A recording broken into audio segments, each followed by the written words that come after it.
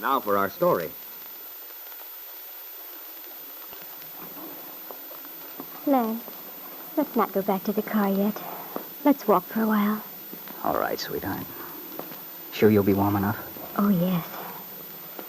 Oh, it's a beautiful night. Mm-hmm. All the spangly lights along the lake. Lovely. Not half as lovely as you are, Lisa. Darling, I'm worried about you, though. Are you? Yes. Something's bothering you. I wish I knew what. Won't you tell me what it is? Yes, something was bothering Lisa Fenner as she and her husband strolled slowly along the walk bordering Lake Michigan. Tonight, after a reconciliation between Lisa and Lance, ending a long estrangement, Del Shipley had told Lisa that she must confess her story and claim the baby which was in Kit Calvert's custody, the baby which stood between Bill Meade and Peggy Douglas. Now, Lisa is faced with a terrifying decision, whether she can tell her husband Lance that she had relinquished their baby, and whether or not he will forgive her. Now, Lance's voice is tender as he says, You know, sweetheart, we can't have secrets between us. Can't we? No. Lisa, I'd planned this evening as a very special occasion. I thought we'd be gay, happy together. But something went wrong. Or is it just that you're tired? No. Then what? Doubts again? Fears?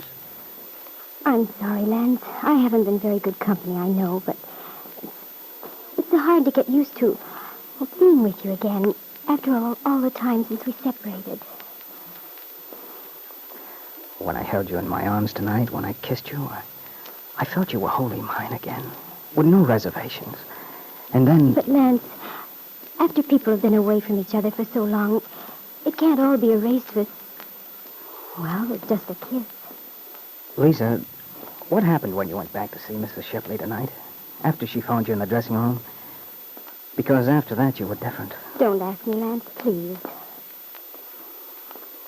Well, if you don't want to talk, do you mind if I do? Because I've got a lot of things to tell you. You see, I'm not the same guy who walked out on you in San Francisco, Lisa. You're not? No. I'm an entirely new man. Maybe sadder, but an awful lot wiser. It's funny. I've learned so much about you since then. Even when you didn't see me? Sure. I learned a lot, too. But I'm not sure it does any good. Maybe too late. It's never too late. Darling, what a model husband I'm going to be. No more pipe tobacco on the floor. No more early morning grouches before that first cup of coffee. I'll even let you choose my ties. That is a concession. You bet it is. Now, after that, can you possibly doubt me? It isn't a question of doubting you, Lance. It's more that I doubt both of us together. I can't explain, but it's not just a simple matter of our being together again. I do wish you'd explain. How can I help if you won't tell me what you're thinking? I can't tell you, Lance. Not yet. You mean you might? Later on? Perhaps. I'll have to decide. But in the meantime, surely there's something I can do if you'd only let me try to help. No, there's nothing at all you can do. This is something I have to fight through, all by myself. Lisa, I don't want to hound you. And I can't expect you to come back this first night as if nothing had happened. To pick up just where we left off. But you haven't really given me an answer at all. I've been trying to pretend to myself that you've given me nothing to go on. I couldn't, Lance. I'm not sure. But if only you wouldn't keep me hanging in midair. If you'd give me something to hope for, look forward to. I don't dare. I can't be sure. Besides, this dancing engagement I told you about, for the two of us as a team again, I'll have to give them an answer soon. I wouldn't want to go ahead and take a job by myself until I know where we stood. So you see, there are a lot of things to be decided, sweetheart. Yes. Yes, I know. I'd give anything to be able to... Yes? Oh, Lisa, you want to say it, but something's holding you back. Yes, Lance. Yes, something is holding me back. Please, Lance, take me home now. I'm tired. and time. Time to think.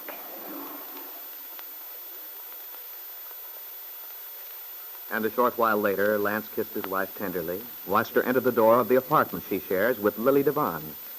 Lily, who is sitting up in bed, wide awake as Lisa comes in. Well, am I glad to see you. I've been on pins and needles all evening. Couldn't even get interested in this mystery story I'm reading. Oh, you shouldn't have waited up for me, Lily. Listen, Sugar, it wasn't a question of choice. I couldn't have gone to sleep if I wanted to. Been too excited.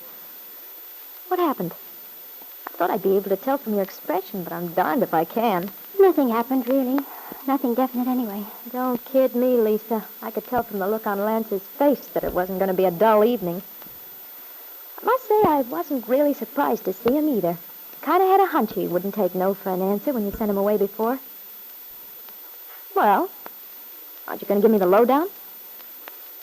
Lance wants us to go back together. Oh, sure, I guess that. What'd you tell him? I told him I love him, Lily. I didn't want to, but I couldn't help it. Oh, for the love of Mike, why shouldn't you tell him you love him? You know you do. Swell. Then it's all settled?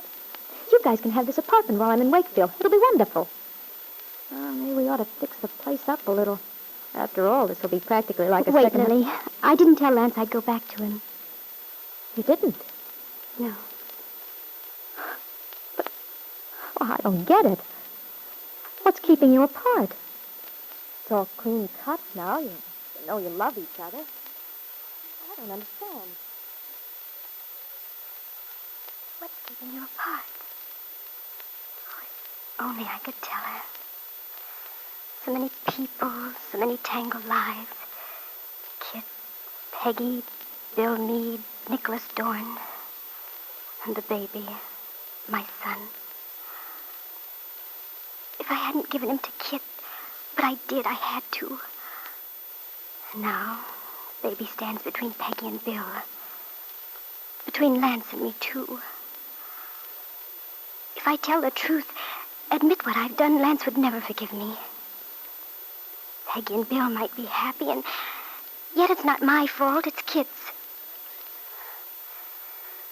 She's made me suffer enough already. And now when I have a chance, I have a right to start over again. Lance loves me. We can build a new life.